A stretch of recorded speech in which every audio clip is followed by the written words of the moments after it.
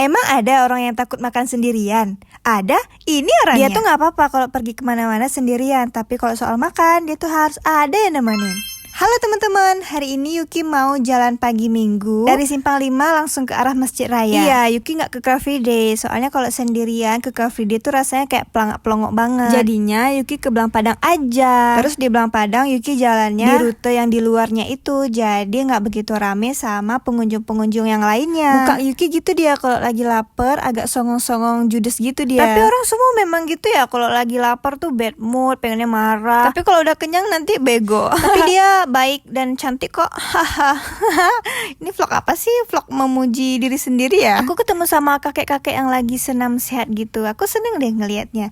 Hidup sehat sampai tua. BTW ini aku udah putaran kedua, ketemu juga sama bunga cantik. Terus karena aku udah lapar banget juga.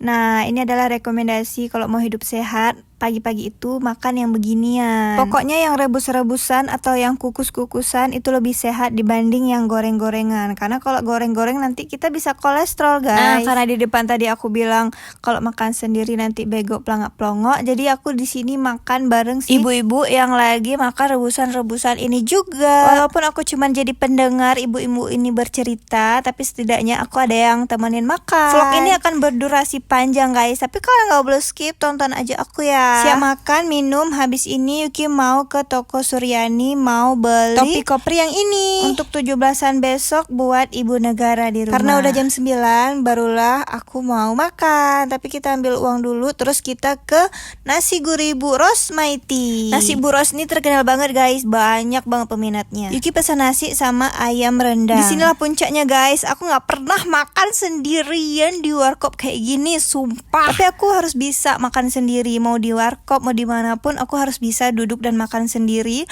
karena aku nggak boleh manja sama teman-teman aku. Kalau mau makan harus nyari dan nunggu mereka dulu cuman untuk makan doang. Karena kita tuh udah gede, masing-masing punya kesibukan sendiri. Jadi apa-apa tuh harus bisa sendiri, termasuk makan itu harus bisa sendiri tanpa harus ditemani. Yes, itu dia akhirnya aku bisa makan sendiri. Wow, see you next video, bye bye teman-teman.